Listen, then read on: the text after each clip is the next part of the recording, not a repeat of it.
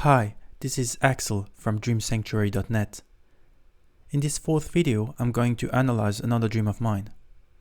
As usual, I recommend starting from the first episode as they're meant to work as a series. Before we start the analysis, I'd like to give a tip on how to approach dreams. This tip could be phrased as, in a dream, what is not shown is as important as what is being shown.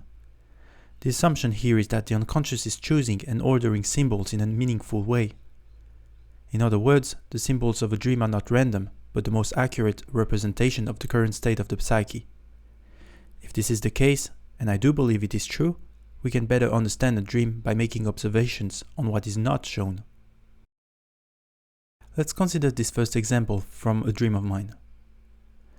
I am in a pharmacy and I want a cough syrup for my sore throat. If we work on a word-by-word basis, there are at least 4 symbols here. I, pharmacy, cough syrup, and sore throat. We'll leave the word want out of our considerations. First, the dreamer is described by a simple I. Thus, the dreamer is alone and not accompanied by anyone. Also, there is nothing special about the dreamer's identity. See, the dream could have started in a totally different way, such as, my pirate crew are in a pharmacy. This is not the case, so we can reliably infer that this I is about the dreamer's ego. Then, the dreamer enters a pharmacy. Why a pharmacy and not a hospital, or a church, or a school, or a graveyard? Then, the dreamer asks for a cough syrup, not another medicine or supplements. It's not food either, or a drink, or maybe something different like a piece of furniture. Finally, the condition here is a sore throat, not an open wound, not a broken limb, or a life-threatening illness. As you can see by now, all of this matters. The lesson here is that every symbol of a dream contributes to the whole, if just by contrast on what it is not. Here is another example that I've adapted from a long dream.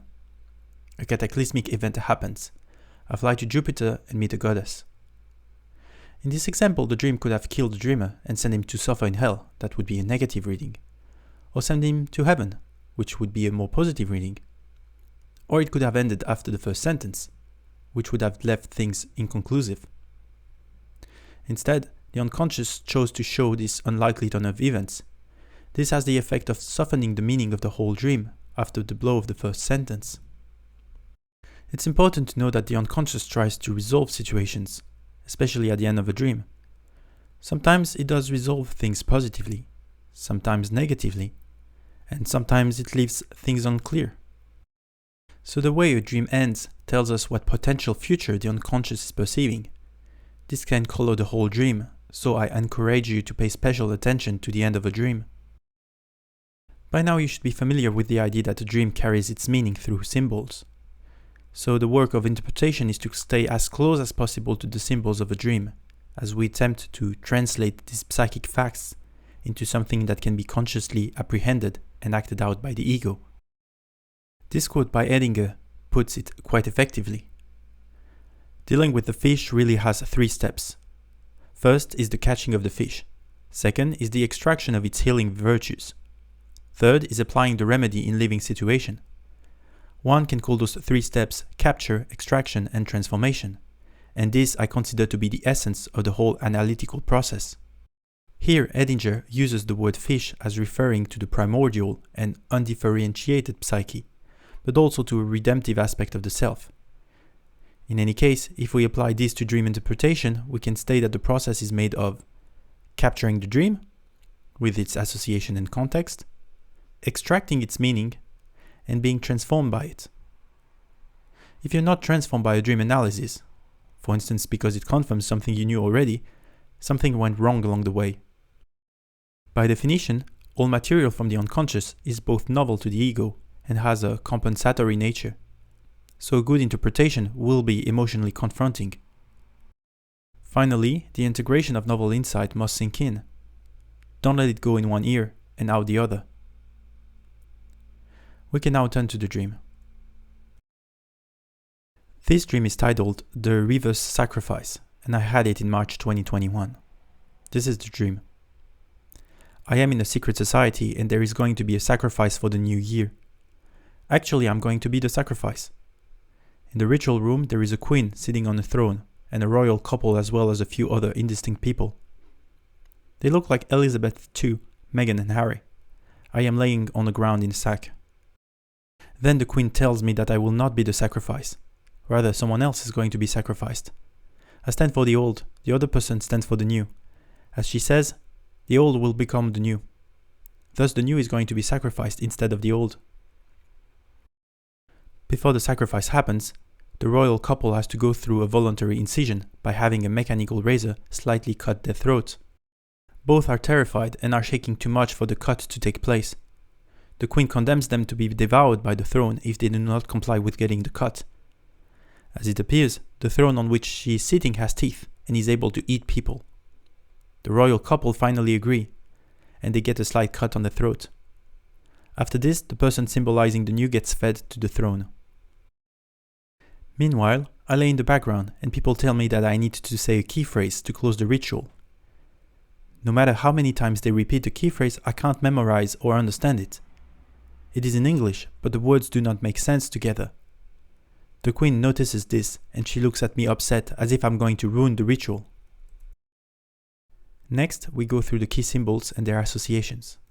So the queen is a mother complex, the throne with teeth is the devouring nature of power, that you can either handle or it eats you, and it looked like a mimic or the mad piano of Super Mario 64. You can see the image here. The old will become the new. So this is referring to something I was reading at the time, which is the old Adam, the original Adam being the new Adam. So for me, it means the old being the new anew. Then the royal couple, I associate them with an alchemical couple, so the king and the queen from alchemy. The throat cut is kind of a willingness to bleed or to suffer, which I also associate with the alchemical step of the rubedo. And the key phrase is a kind of magic sentence to close and acknowledge the ritual. For the personal context, this is what I wrote. I have been invited on a podcast and it's a sizable challenge. I am afraid of doing a bad job. So this was my invitation to the Aeon Byte podcast. And because this was my first real interview online about a subject I care about, this put me in a position where I was very worried about doing a bad job or to mess it up. Looking back at it, the interview went well and you can access it on my website. Now let's go back moment by moment. So the first moment is this secret society, the sacrifice in the ritual room, and we are introduced to the queen and the royal couple. And there's this sense of foreboding or resignation that I can't do anything else, I'm trapped. Next moment, there's a change of plans and I discover I won't be the sacrifice. This is a positive surprise and there's a kind of loss of fear. I actually remember in the dream feeling a kind of friendliness towards the queen because of that. This changed in the next moment, where with the royal couple struggling to accept the cut, we discover the real nature of the throne, which is the devouring aspect, and the sacrifice takes place. Compared to the previous moment where there was a loss of fear, here there is a ramping up of fear and terror, a way to indicate both the intensity and the seriousness of the matter at hand. And at the end of the ritual, there's the key phrase in the upset queen. So here we have confusion or helplessness, because I'm caught in a bad situation and I can't flee from it, but I can't solve it either. And there's a mix of anger and disappointment coming from the queen. If we look at the story arc of the dream, we have this important transitional ritual at the beginning. Then the drama and the tension is this unexpected change of sacrifice. It's a reversal, and the royal couple has to accept to suffer. The resolution of the dream is that I struggle to have the right words to close the ritual. So this is my interpretation. The podcast invitation, among other things, has activated the unconscious enough to put me at the center of a transitional ritual. That ritual indicates a reversal of the old and the new. This ritual is led by a mother complex, which explains why I'm doubting myself so much. The cut acknowledges a kind of necessary or voluntary suffering, because I do associate throat with emotions and blood with rubedo. And most importantly, the dream shows that I'm going to be spared, but I need to play my part in finding the right words to acknowledge and close what's happening, at the risk of ruining the ritual or upsetting the queen. So what changed for me after this dream? And because I saw that I was spared, I gained confidence in the task. You can see here the compensation at play. I did keep in mind the key phrases, so I chose carefully which topic I should talk about and how I should talk about them. A few comments. This was one of my many dreams linked with the podcast invitation, but it was the more impactful by far. Next, there is this question that, is there more ongoing than just invitation? Why such a huge dream for a podcast invitation? So I assume that yes, there's more going on than this, but there's not enough evidence to make a decisive case about it. So here are concepts that went through my mind. So the new year could be associated with the new Platonic year. As we know, Pisces is going into Aquarius, which is the starting of a new cycle. Then there is apokatastasis, which is the reconstitution, restoration, return, that appears in the old will become the new. And as I was reading Mysterium Conjunctionis, this association with the original Adam and the new Adam, which is Adam Kadmon, and Jung shows that the second Adam, Adam Kadmon, is going to be linked with the original Adam. I think this fits in the dream as well. These 3 points have to be considered because they're my association with the dream, but they're more of an amplification on what the dream could be rather than an explanation of what's going on. I would like to take the end of this video to talk about sacrifice. The first position I'm aware, and maybe you are too, is Jordan Peterson saying that sacrifice is the discovery that one can bargain with time. And he does talk about the fact that in Cain and Abel, for instance, not all sacrifices are treated equally. Another interesting point is Jonathan Pajot, where he says that this is the secret of reality, which is that reality is based on sacrifice. The highest aspect of something is not its rule over its parts, its capacity to hold its parts together. It's not its power, it's not its boasting, but it's giving itself to that which is above it, that from which it holds its authority and identity, while also giving itself for what is below it. But we cannot talk about sacrifice without talking about René Girard. René Girard is a very original and refreshing thinker, so his ideas might be jarring at first, but once you get familiar with them, they become surprisingly easy to work with. The first non-obvious point that Girard makes is that people get into conflict not when they are different, but when they are too similar, especially when they desire the same thing. You can imagine this, let's say 2 men desire the same woman. Is there conflict here? Well, obviously. But if those 2 men were desiring different women, there would not be any conflict. If you think about 2 kingdoms desiring the same bunch of lands, there's going to be conflict as well. So this is what it means by saying that mimetic desire, desiring the same thing, generates conflict and rivalry. In other words, undifferentiation is what creates violence, and it does so through mimetic desire. Girard says, ce ne sont pas les différences qui nous séparent, ce sont les ressemblances, which can be translated as, it's not the difference that separates us, it's the similarities. If we accept this fundamental position that undifferentiation is what creates violence, you can imagine that violence will keep growing inside the community up to the point of threatening the existence of that community. And when the violence becomes unmanageable, a psychosocial mechanism is used to save the community. That's scapegoating. Scapegoating is the projection of the accumulated communal violence built up to this point upon a single individual. Here, René Girard makes an important point. For scapegoating to work, the process must be unconscious. Indeed, the scapegoat is innocent, but it has to be considered monstrous to receive the projections. Once the scapegoat is designated, people will unite against it. This will lead to the death or expiation of the scapegoat, which will at the same time regenerate the community. And once deceased, the scapegoat loses its monstrous aspect and becomes deified. I've tried to represent this process with the schematic. So it starts at the top with undifferentiation. This leads to the emergence of violence through mimetic desire. The violence grows up to it reach a point that's called the sacrificial crisis. This is the point where the violence is unmanageable and there's a war of all against all. At this point, the scapegoat is designated, and this war of all against all becomes a war of all against one. The expiation of the scapegoat leads to restoration of social order and communal peace, and the scapegoat is sanctified at the end. In fact, this schematic should be seen as a cycle, because scapegoating does not solve anything.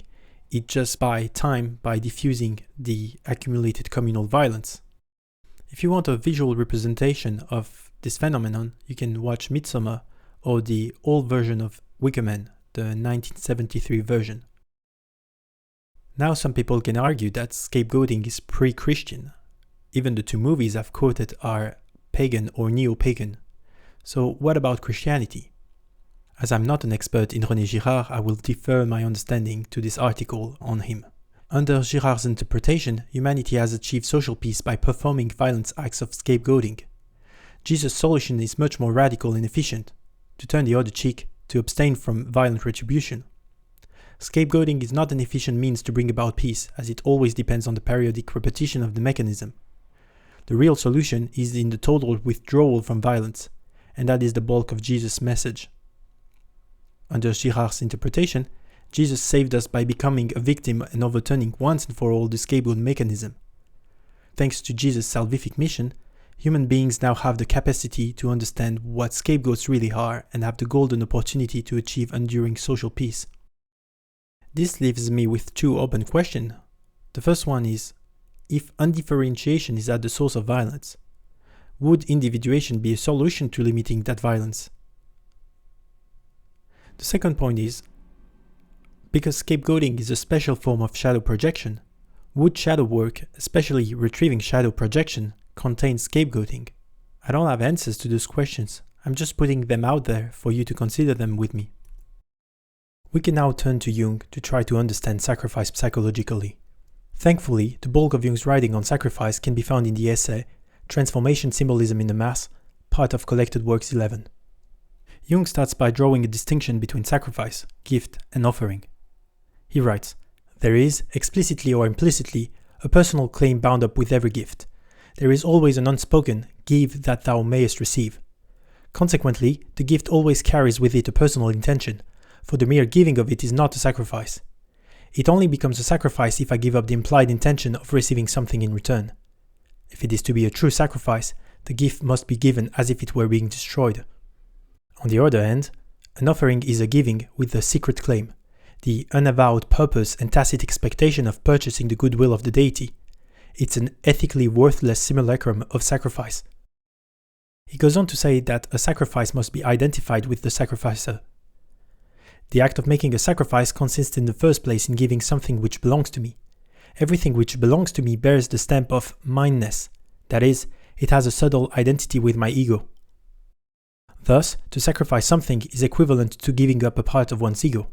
Jung writes, "Therefore the gift should be given as if it were being destroyed. But since the gift represents myself, I have in that case destroyed myself, given myself away without expectation of return. Consequently, all absolute giving, a giving which is a total loss from the start, is a self-sacrifice." Unexpectedly, Jung concludes that a self-sacrifice is an act of profound self-knowledge. He writes, "The sacrifice proves that you possess yourself, for it does not mean just letting yourself be passively taken. It is a conscious and deliberate self-surrender, which proves that you have full control of yourself, that is, of your ego." Psychologically, this conscious and deliberate self-surrender means that the ego accepts that there is something beyond itself. Another way to say this is that the ego is relativized under another authority. What is this authority? Well, Jung will say that this authority is the self, but this is going to be confused with the Freudian superego. The Freudian superego being collective moral consciousness. Jung writes, "So long as the self is unconscious, it corresponds to Freud's superego and is a source of perpetual moral conflict. Behind a man's actions, there stands neither public opinion nor the moral code, but the personality of which he is still unconscious. Unlike the Freudian superego, it is still individual. It is in fact individuality in the highest sense. The term self seemed to me a suitable one for this unconscious substrate, whose actual exponent in consciousness is the ego. The ego stands to the self as the moved to the mover, or as object to subject, because the determining factors which radiate out from the self surround the ego on all sides and are therefore supraordinate to it. The self, like the unconscious, is an a priori existent out of which the ego evolves. It is, so to speak, an unconscious prefiguration of the ego. It is not I who create myself, rather I happen to myself. I would like to provide a somewhat personal example about the difference between sacrificing to the Freudian superego or sacrificing to the self.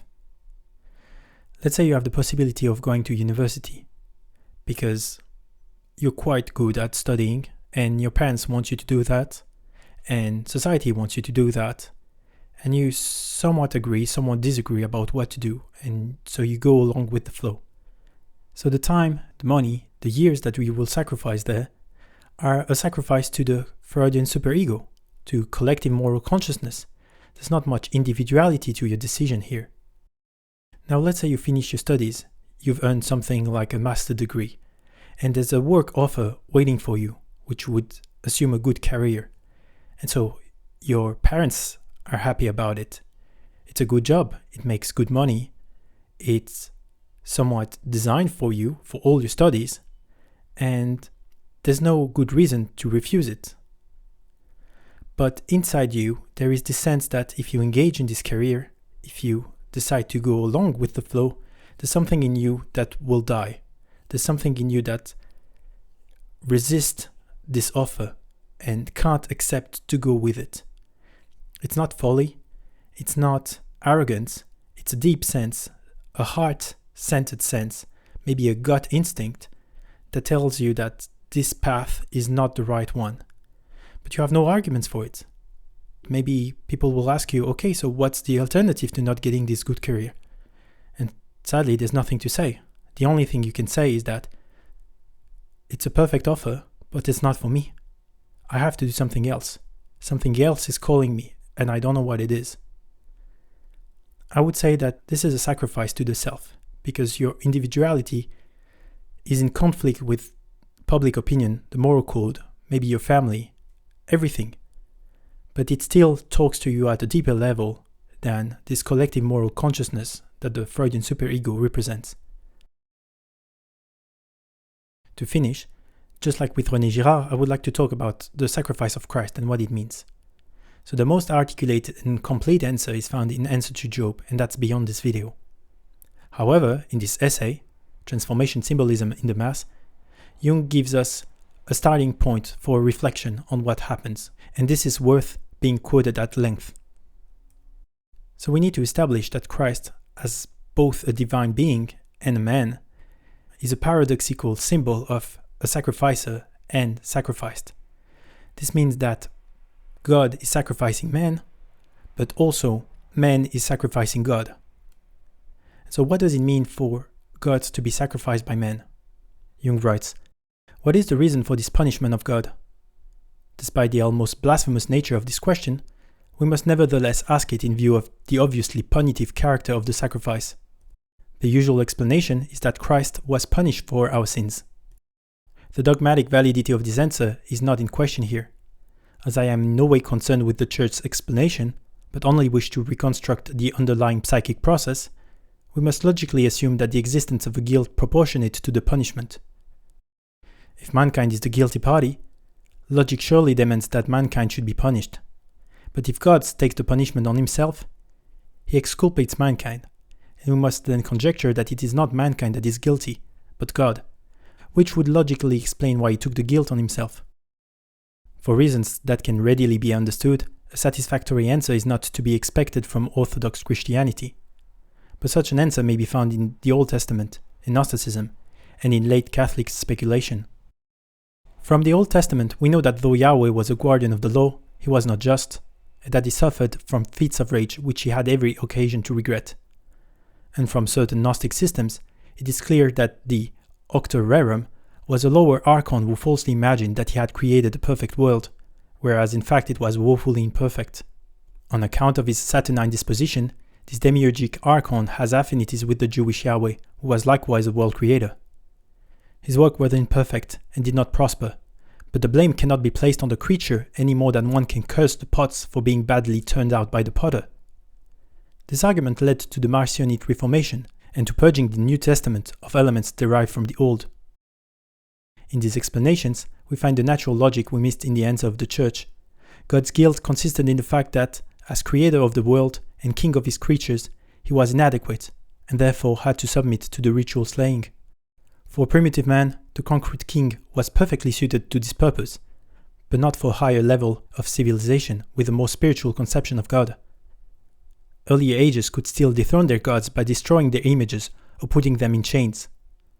At a higher level, however, one god could be dethroned only by another god, and when monotheism developed, God could only transform himself. I hope you will take time to consider what has been shared here, as well as maybe reading the whole essay. Extracting quotes like I'm doing here does not give justice to the topic at hand, but it's the best I can do.